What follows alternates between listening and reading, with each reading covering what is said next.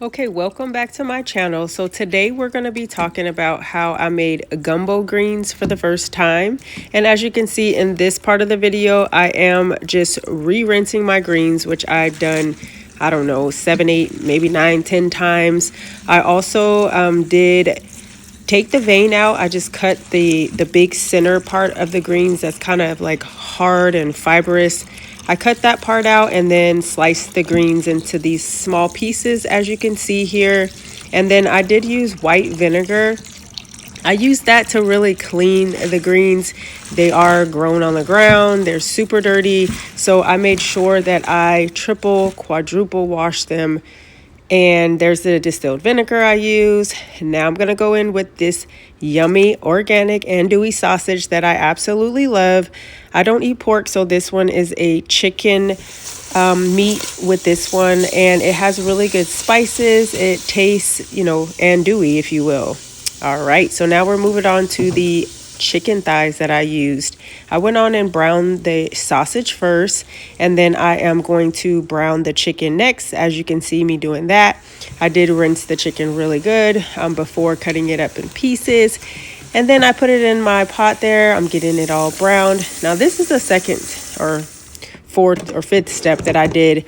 So these are gizzards. Don't come for me in the comments. They are chicken gizzards and they're mixed with hearts. I'm not really into the chicken hearts, so I kind of try to look through them and pick out as much of the hearts as I can find. As you can see, there's one there.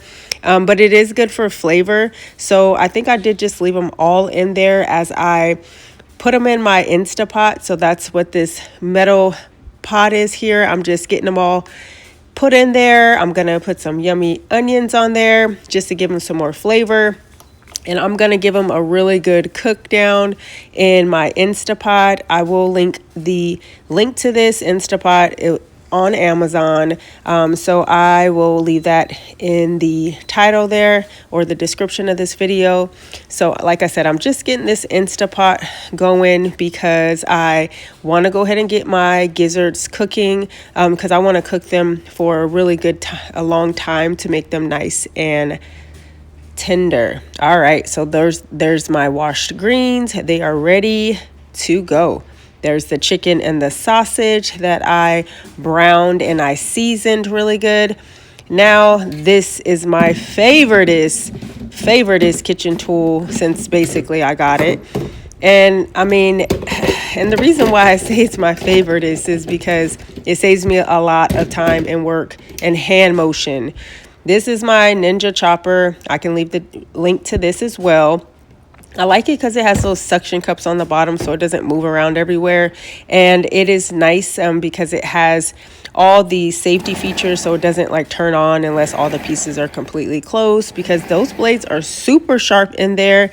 And so that's just me cutting up my celery, chopping it up more like. So it's getting chopped, and I'm going to also do my onions in there as well. So celery, bell pepper, onions, and what else did I put in there?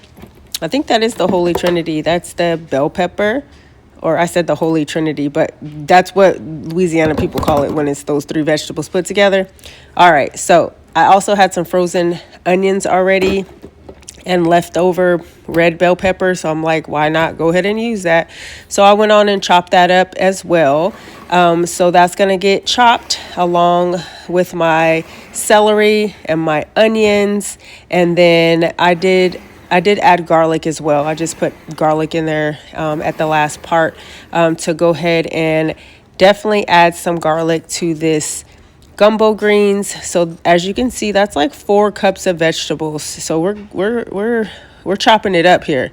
That's the organic celery, or excuse me, garlic right there. And I used quite a few, as you can see in there, probably 7, 8, 9, maybe cloves, if not more, of the garlic. So that's the last little bit that I'm getting all chopped together. The garlic was last. I do like to add that to my pot last just because I don't like to burn the garlic. So there it is, my garlic all chopped up along with my onions and the rest of my seasonings. I use avocado oil for my roux. Once again, don't come for me in the comments, but that's just what I like to use. So I'm going to go ahead and put it in the same pot that I browned the chicken in, and I'm coming back with some flour. And then we're just gonna stir. We're gonna stir. We're gonna stir.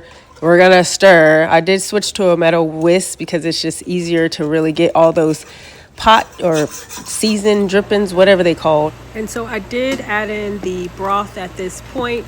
That is a big turkey leg that is part of the gumbo greens recipe. So I really should have put that in the Instapot with those gizzards, but nevertheless, we did what we did.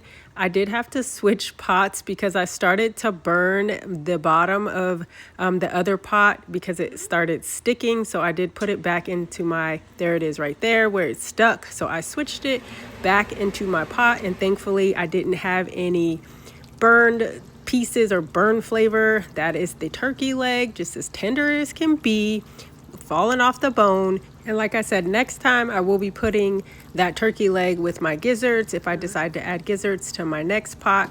But it still worked out well because it was super tender, and I eventually did take that bone out of there. I believe I did anyways. And this is me making homemade cornbread, a cast iron skillet that I did preheat in the oven.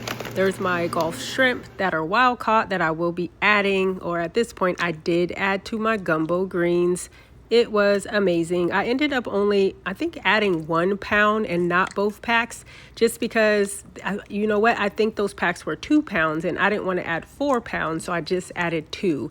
It also has like at least a pound of sausage, a pound of the turkey, a pound of the gizzards, or roughly around a pound of the gizzards. And I did 3, if I remember right, 3 pounds of the organic collard greens, which I really could have done more because we love greens so much that I did eat this for a couple of days. I even froze some, to be honest, and I ate it later in the month.